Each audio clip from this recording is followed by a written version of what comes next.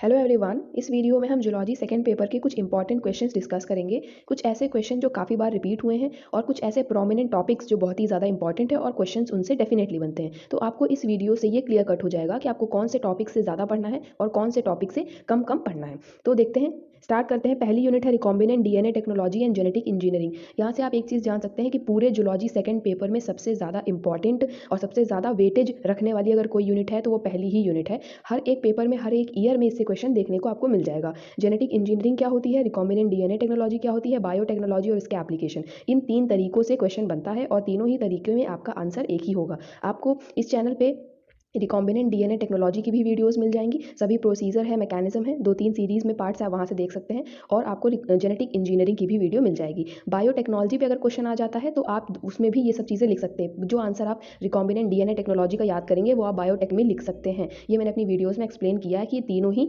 एक ही में अंडर आती है। बायोटेक के अंदर ही जेनेटिक इंजीनियरिंग की ब्रांच आती है और रिकॉम्बिनेंट डीएनए टेक्नोलॉजी एक टेक्नोलॉजी है, एक प्रोसेस है जो जेनेटिक इंजीनियरिंग के ही अंदर आता है। मतलब तीनों का टर्म अलग अलग है लेकिन मेन प्रोसेसिंग एक ही है। तो आप वहाँ से उन वीडियोज़ को देख के अपने नोट्स को प्रिपेयर कर लीजिए। एक बार गो थ्रू वापस से वीडियो से कर लीजिए, जिससे कि अगर आपको एक्यूरेट नहीं याद होगा तो आपको अगर माइंड में थिंग्स रहेंगी तो आप वहाँ पे बना के फ्रेम करके लिख सकते हैं कि मॉलिक्यूलर सीजर्स ऐड होती हैं, donor DNA, vector DNA use किया जाता है। ये सब चीज़ें आपको ध्यान रहेंगी। तो यहाँ पे मैंने बता दिया genetic engineering, recombinant DNA technology, donor DNA, restriction enzyme, palindrome, सीजोड्रोम्स और डीएनए फिंगरप्रिंटिंग। ये देखिए यहाँ पे शॉर्ट नोट में आने की चांसेस इतनी ही है। या तो पैलिंड्रोम्स के बारे में पूछा जाएगा यहाँ पे, या तो मॉलिक्यूलर सीजर्स के बारे में पूछा जाएगा, रिस्ट्रिक्शन एंजाइम्स के बारे में भी शॉर्ट नोट में पूछा गया है, पैलिंड्रोम्स क्या होते हैं, डीएनए फिंगरप्रिंटिंग के बारे में भी शॉर्ट नोट में पूछा जा सकता है। डीएनए फिंगरप्रिंटिंग एक ऐसा टॉपिक है जो लॉन्ग में भी आ सकता है। वैसे तो यहाँ पे शॉर्ट में दिया गया है लेकिन ये लॉन्ग में भी आ सकता है। तो DNA as a genetic material और डीएनए जो है ये फिंगरप्रिंटिंग वाला ये जो पार्ट है, जो कंटेंट है, ये आपको 12th की बायो की बुक में भी देखने को मिल जाएगा। वहाँ पे भी ये था, ठीक है। तो ये सब चीज़ आपको इसमें तैयार करनी है। ये तो आप खुद ही देख सकते हैं कितनी बार ये क्वेश्चन रिपीट हुए। तो जेनेटिक इंजीनियरिंग, उसके एप्लीकेशंस, रिकॉम्बिनेंट डीएनए टेक्नोलॉजी और उसके एप्लीकेशन, मतलब वो कहाँ कहाँ किस किस फील्ड में यूज़ होता है। ये सब चीज़ें आपको बेहतर तरीके से लॉन्ग आंसर में जरूर तैयार करनी, बिल्कुल भी स्किप नहीं करनी है। ये चीज़ें हो गई। फिर सेकंड यूनिट देख लेते हैं, enzymes of genetic engineering. Restriction enzymes के बारे में बता चुकी हूँ, आप पहले से रेस्ट्रिक्शन एंजाइम के बारे में पढ़ेंगे। पार्ट ऊपर ही यूनिट में मैंने बता दिया था। रेस्ट्रिक्शन एंजाइम पे आपको वीडियो भी मिल जाएगी मेरे चैनल पे। और हर एक एंजाइम का क्या रोल होता है, कितनी तरीके की रेस्ट्रिक्शन एंजाइम्स होती हैं, ये सब चीज़ें। और पहली बार कौन सी रेस्ट्रिक्शन एंजाइम इन्वेंट करी गई, किसके द्वारा इन्वेंट करी गई, ये सब काफ़ी चीज़ें हैं जो आपको तैयार करनी है। रेस्ट्रिक्शन एंजाइम भी काफ़ी प्रोमिनेंट टॉपिक है, काफ़ी बार रिपीट हुआ है, आप देख सकते हैं। डीएनए पॉलीमरेज, डीएनए लाइगेज, ये सब कुछ एंजाइम्स हैं जो डीएनए का जब आप प्रोसेस पढ़ेंगे, डीएनए रेप्लिकेशन वाला सिस्टम पढ़ेंगे, तो डीएनए रेप्लिकेशन में DNA polymerase 1, DNA polymerase 2, DNA ligase जो दो डीएनए को जोड़ने का काम करती है, डीएनए लाइगेज है, मॉलिक्यूलर सीजर्स है जो वेक्टर डीएनए को या डोनर डीएनए को कट करने का काम करती है। तो ये सब कुछ एंजाइम्स के बारे में भी आप पढ़ लेंगे। ये एंजाइम शॉर्ट नोट में पूछी जाती है, वैसे आपको अलग से पढ़ना नहीं पड़ेगा। जब आप पूरा लॉन्ग आंसर तैयार करेंगे तो ये सभी एंजाइम उसके अंदर कवर अप हो जाएंगी। फिर रिवर्स ट्रांसक्रिप्टेज, ये भी एक तरह के एंजाइम है जो रिवर्स ट्रांसक्रिप्शन करती है। फिर देख लेते हैं तीसरी यूनिट, क्लोनिंग वेक्टर्स के बारे में। वेक्टर्स क्या होते हैं मैं एक्सप्लेन कर चुकी हूँ कि जैसे आपको कोई भी यहाँ पे रिकॉम्बिनेंट डीएनए बनाना है तो आपको एक डोनर डीएनए लेना रहता है और एक वेक्टर डीएनए लेना रहता है। तो यहाँ पे वेक्टर का वो रोल है। क्लोनिंग वेक्टर्स के बारे में पूछा गया। प्लाज्मिड्स जो होते हैं ये भी एक्स्ट्रा क्रोमोजोमल डीएनए मटीरियल होता है, इसके बारे में आपको पढ़ना है। प्लाज्मिड्स और वेक्टर्स के बारे में जनरली शॉर्ट नोट ही पूछा जाता है, तो आपको उतना डिटेल में इसमें नहीं पढ़ना है। फिर ये जो यहाँ पे जितनी भी चीज़ें दी गई हैं, टीआई प्लाज्मिड है, फेज वेक्टर्स है, प्लाज्मिड वेक्टर्स हैं, उसके बाद ये सब चीज़ें उतनी नहीं पूछी गई हैं। कॉस्मिड्स हैं, उसके बाद प्लांट और एनिमल वायरसेस के तौर पर कुछ ऐसे वेक्टर्स के नाम आपको पूछे गए। तो ये सब शॉर्ट नोट में आने वाली चीज़ें हैं, जितनी आपसे प्रिपेयर हो पाए आप उतनी प्रिपेयर करेंगे जितनी आपकी सिलेबस में है, ठीक है। जितने भी आप प्लाज्मिड्स के बारे में पढ़ पाएँ, क्योंकि फेज वेक्टर और ये जो प्लाज्मिड है ये सभी एक तरह के वेक्टर है। तो जब आप वेक्टर के बारे में थोड़ा पढ़ेंगे तो वेक्टर की जितनी कैटेगरी है, जितने टाइप्स हैं वो आप पढ़ लेंगे, तो ये सब उसी के अंदर कवर हो जाएगा। फिर देख लेते हैं fourth unit, introduction of cloned DNA in host cell. ये बिल्कुल भी उतना इंपॉर्टेंट नहीं है क्योंकि ये काफ़ी डिटेल में चला जाएगा। रिकॉम्बिनेंट डीएनए में, जेनेटिक इंजीनियरिंग में हम कैसे क्लोन्ड डीएनए बनाते हैं, उस सब के ऊपर है, पूछा भी नहीं गया है। फिर applications of biotechnology of genetic engineering, ये बहुत ही ज़्यादा इंपॉर्टेंट है। जैसे पहली यूनिट बहुत इंपॉर्टेंट थी, वैसे ही ये यूनिट भी बहुत ज़्यादा इंपॉर्टेंट है। जूलॉजी सेकंड पेपर में आप ये मान के चलिए, ऑल ओवर पूरे जूलॉजी सेकंड पेपर में जेनेटिक इंजीनियरिंग, रिकॉम्बिनेंट डीएनए और बायोटेक्नोलॉजी, उनके application, restriction enzyme, cloned DNA और प्लास्टिड हो गया, वेक्टर हो गया, प्लाज्मिड जो कि एक तरह का वेक्टर होता है। तो वेक्टर्स के बारे में आपको पढ़ना, बस इतनी गिन के कुछ चीज़ें हैं जो आपको तैयार करनी होगी। बाकी की जितनी भी ली हुई हैं ये सिलेबस में, सब कुछ आपको नहीं पढ़ना है, सब कुछ कोई भी नहीं पढ़ता, ठीक। तो यहाँ पे बायोटेक्नोलॉजी क्या होती है, जेनेटिक इंजीनियरिंग क्या होती है, उसके मेन एरियाज कहाँ कहाँ बायोटेक्नोलॉजी यूज़ होती है, ये सब आपको पढ़ना है। उसके बाद बायोटेक्नोलॉजी इंडिया में कुछ छोटा सा नोट देना है, ठीक है। फिर देख लेते हैं अगला यहाँ पे क्या है, बायोटेक्नोलॉजी के बारे में फिर से पूछा गया, जेनेटिक इंजीनियरिंग पूछा गया है और फिर उसके एप्लीकेशंस पूछे गए फूड इंडस्ट्री में, फूड प्रोसेसिंग में उसका क्या काम है एप्लीकेशन, फर्मेंटेशन टेक्नोलॉजी में और एंजाइम टेक्नोलॉजी में जेनेटिक इंजीनियरिंग के क्या क्या एप्लीकेशन है, क्या क्या यूजेस है। वैसे मैं बता चुकी हूँ कि जेनेटिक इंजीनियरिंग जब आप तैयार करेंगे तो सभी एप्लीकेशंस पढ़ लेंगे कि मेडिसिन के, फार्माकोलॉजी में, फूड इंडस्ट्री में, हर जगह हर एक फील्ड में उसका क्या क्या यूजेस है ये आप बता देंगे। इंसुलिन वाला एग्जाम्पल भी आपका इसी में आ जाएगा, इंसुलिन का एग्जाम्पल भी आप देख सकते हैं। फिर देख लीजिए कितनी बार रिपीटेड क्वेश्चन है, तो इसको आपको बिल्कुल भी मिस नहीं करना है। एप्लीकेशन जरूर पढ़ के जानी है। इम्यूनिटी एंड इट्स टाइप, ये भी बहुत ही ज़्यादा इंपॉर्टेंट है और बहुत ईजी भी है, ये यूनिट आपकी बहुत आसानी से कवर अप हो सकती है। इम्यूनिटी क्या होती है, ज़्यादातर जनरली सबको पता होता है कितनी टाइप की इम्यूनिटी होती है, इन्नेट इम्यूनिटी होती है और एक्वायर्ड इम्यूनिटी होती है। ये सब आप दो दो लाइन का ऐसे भी पढ़ के जा सकते हैं, उतना कोई इसमें मतलब डिफिकल्ट वाला कुछ भी नहीं है, लेकिन रिपीट काफ़ी बार हुआ है ये आप ध्यान रख सकते हैं। तो इम्यूनिटी वाली यूनिट आपको बिल्कुल भी छोड़नी नहीं है। उसके बाद कौन कौन से शॉर्ट नोट बन सकते हैं, इसमें शॉर्ट नोट बनने के चांसेस बहुत ज़्यादा है क्योंकि काफ़ी चीज़ें हैं शॉर्ट नोट में आने के लिए। इम्यूनाइजेशन क्या होता है आपको पता होना चाहिए, एंटीबॉडीज़ क्या होती हैं, इम्यूनोग्लोबुलिन्स क्या होते हैं, इम्यूनोग्लोबुलिन्स को ही एंटीबॉडीज़ कहते हैं। एंटीबॉडीज़ क्या होती हैं, एंटीबॉडीज़ 5 तरीके की होती है, सभी एंटीबॉडीज़ के बारे में आपको पढ़ना है। IgA, IgM, इन सभी के बारे में कोई भी एक भी पूछी जा सकती है कि IgA क्या होता है, तो वो एंटीबॉडी ए है या इम्यूनोग्लोबुलिन ए है। तो इस तरह से आपको सारी एंटीबॉडीज़ के बारे में पढ़ना है, 5 तरीके की हैं, ठीक है। सबके स्ट्रक्चर आप देख लीजिएगा। फिर इम्यूनाइजेशन क्या होता है, जो टीकाकरण जिसको कहते हैं, यही सिंपल सा इम्यूनाइजेशन, इसको भी आप बहुत आसानी से याद कर लेंगे। फिर एंटीबॉडीज़ और एंटीजन क्या होते हैं, ठीक है। एंटीजन वो होते हैं कोई भी बाहरी पार्टिकल, चाहे वो बैक्टीरिया हो, वायरस हो, फंजाई, जो हमारी बॉडी में एंटर करने के बाद कुछ ऐसा रिएक्शन करता है जिससे हमारा इम्यून सिस्टम जनरेट हो जाता है, उसको डिस्ट्रॉय करने के लिए वो एंटीजेंस होते हैं, ठीक है। तो एंटीजन के बारे में भी आप पढ़ लीजिएगा। इम्यूनोग्लोबुलिन्स हो गए, गामा ग्लोबुलिन्स भी वही होगी। यहाँ पे देख लीजिए ये क्लासेस हैं इम्यूनोग्लोबुलिन्स की, डिफरेंट क्लासेस ऑफ इम्यूनोग्लोबुलिन्स, मतलब आपको तरह तरह की जो एंटीबॉडीज़ है उनके बारे में यहाँ पे बताना है, डिफरेंट डिफरेंट क्लासेस बतानी है उनकी, ठीक है। क्लोनल सिलेक्शन थ्योरी, ये शॉर्ट नोट में पूछा गया, ये आप तैयार कर।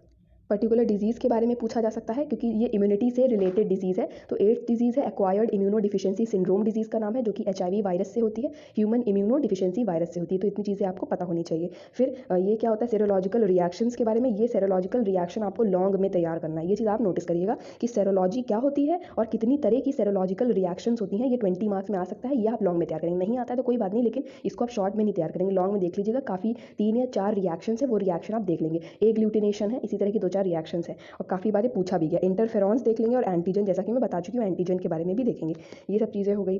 उसके बाद इम्यून रिस्पॉन्स है अगली यूनिट। यहाँ पे आपको एंटीजन बाइंडिंग के जो H और L चेन्स होती हैं, मीन्स एंटीजन पूरा एंटीबॉडी का आपको स्ट्रक्चर बताना है। एंटीबॉडी का जब आप स्ट्रक्चर बताएंगे तो एंटीजन बाइंडिंग साइट्स उसमें आएंगी, L और H यानी हैवी और लाइट चेन्स उसमें आएंगी। तो यहाँ पे जब आप एंटीबॉडीज़ के बारे में पढ़ेंगे पहली ही यूनिट में, तो मैंने बताया एंटीबॉडीज़ की 5 टाइप्स के बारे में पढ़ेंगे और उनके स्ट्रक्चर्स के बारे में पढ़ेंगे। तो ये स्ट्रक्चर्स वहाँ से क्लियर हो जाएगा आपको। फिर उतना डिटेल में ये सब चीज़ें नहीं पूछी गई, प्राइमरी रिस्पॉन्स, सेकेंडरी रिस्पॉन्स ज़्यादा नहीं देखने को मिला, लेकिन ये तीसरा वाला जो क्वेश्चन है ये बहुत इंपॉर्टेंट है और काफ़ी बार रिपीट हुआ है क्वेश्चन। इसके बारे में तो मैं उतना नहीं कह सकती, लेकिन कॉम्प्लीमेंट सिस्टम जो है ये बहुत ही इंपॉर्टेंट टॉपिक है। ये माइक्रोबायोलॉजी का भी टॉपिक है और जूलॉजी का भी टॉपिक है, रिपीट भी हुआ है, तो ये आप देख लेंगे। ये MHC मॉलिक्यूल उतना नहीं पूछा जाएगा, ठीक है। कॉम्प्लीमेंट सिस्टम आप देख लेंगे इस पूरी यूनिट में।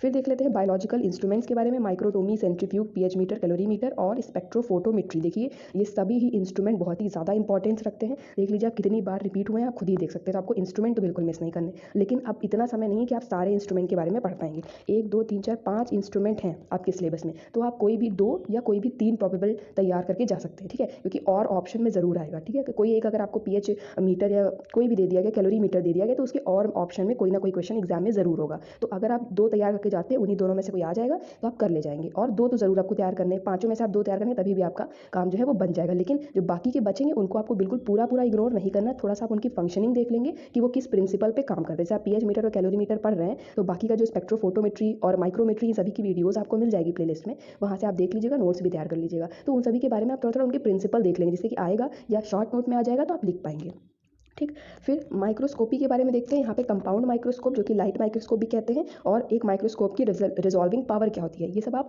माइक्रोस्कोप की कैटेगरी में पूरा आपको पढ़ना पड़ेगा।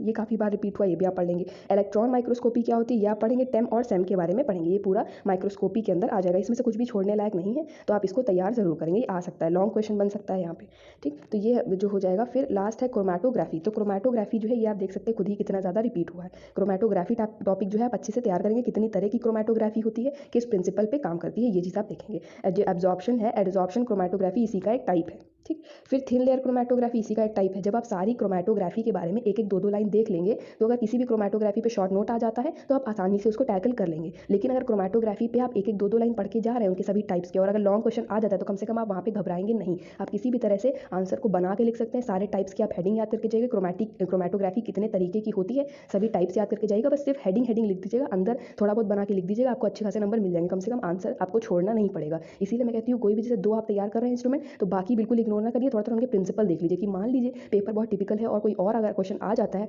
अनप्रिडिक्टेबल आ जाता है, तो वहाँ पे आपको क्वेश्चन छोड़ना नहीं पड़े, आप बना के वहाँ पे लिख पाए। हेडिंग्स का ज़्यादा यूज़ करिएगा बस। तो क्रोमेटोग्राफी के सारे टाइप्स की हेडिंग आप देख लेंगे और उनकी प्रिंसिपल देख लेंगे। ये चीज़ें हो गई। ये ion exchange chromatography, jail chromatography, thin layer, adsorption, ये सभी क्रोमेटोग्राफी के टाइप्स हैं। ठीक है, तो ये चीज़ें आप इसमें देख लेंगे। इलेक्ट्रोफोरेसिस टॉपिक है तो मेन बस यहाँ पे एक ही क्वेश्चन ऐसा है कि इलेक्ट्रोफोरेसिस क्या होता है, किस प्रिंसिपल टेक्निक पे काम करता है। डिफरेंट टाइप के इलेक्ट्रोफोरेसिस, मतलब जेल इलेक्ट्रोफोरेसिस होता है, एग्रोस जेल उसमें यूज़ होता है, तरह तरह की इलेक्ट्रोफोरेसिस भी होती हैं, तो वो आप देख लेंगे। ये क्वेश्चन रिपीट हुआ है। ठीक। फिर देख लेंगे यहाँ पे ये जो लास्ट वाला है, यहाँ पे आपको सिर्फ मीन मीडियन मोड की वैल्यूज़ निकालनी होंगी। ये भी बहुत इजी होता है, सिर्फ समझ सकते हैं, इसमें आपको थ्योरी याद करने की कोई ज़रूरत नहीं पड़ती, सिर्फ पूछा जाएगा वो वहाँ पे निकाल सकते हैं। मीडियन निकालने को बोला जाएगा या मोड निकालने को बोला जाएगा, इस तरह ये पूछा जाता है। फिर यहाँ पे क्या चीज़ें पूछी जाती हैं इस यूनिट में, देखिए जो चीज़ें रिपीट हुई हैं वो चीज़ें आप पढ़िए। डिस्पर्जन क्या होता है, डिस्पर्जन के इंपॉर्टेंट टाइप्स आपको बताने हैं, ठीक है, और उतना डिटेल में आप नहीं पढ़िएगा, बस नॉर्मल लेंथ का आपको पढ़ना है ये। फिर standard deviation, variation, coefficient of variation, standard error, ये सब चीज़ें आप दो दो नंबर के हिसाब से ही पढ़ लेंगे। फिर देख लेते हैं, क्योंकि शॉर्ट नोट में आता है जनरली, ये लॉन्ग क्वेश्चन आने लायक इतना कंटेंट नहीं है इसमें। Correlation, linear non linear correlation, degree of correlation, ये जितने भी टॉपिक हैं सभी आप एक एक दो दो नंबर में देख सकते हैं, कोई भी आपको डिटेल में नहीं पढ़ना। कोफिशिएंट ऑफ कोरिलेशन ये भी आपको शॉर्ट नोट में ही देखना है। ये चीज़ें भी आई हैं, कभी कभी आई तो 15-16 में से पूछी गई हैं, ठीक है। मैंने तो उतना ये सब क्वेश्चन देखे नहीं, कोरिलेशन, लीनियर नॉन लीनियर, लेकिन अगर ये सब वो टॉपिक है जब पेपर आपका बहुत ही ज़्यादा हार्ड बनेगा तो ये टॉपिक्स पूछे जाते हैं। वैसे तो जनरल टॉपिक्स ही पूछे जाते हैं, तो ये आप देख लेंगे एक दो नंबर के हिसाब से। यहाँ पे भी शॉर्ट नोट में ही आएंगे क्योंकि इसमें ज़्यादा कंटेंट नहीं है। स्टैंडर्ड डेविएशन, वेरिएशन की सिर्फ डेफिनेशन है दो दो लाइन की, तो आप इनको भी पढ़ के इस टॉपिक को भी अपना, इस यूनिट को भी आप अपना स्ट्रॉन्ग कर लेते हैं। तो पूरे पेपर में कौन सी यूनिट पे आपको ज़्यादा फोकस करना है, कौन सी यूनिट में आपको एक एक नंबर का ही पढ़ना है, ये आपको यहाँ पे समझ में आ गया होगा। आई होप आपकी वीडियो अच्छी लगी हो, लाइक करिए अगर आपको अच्छा लगा। Thank you.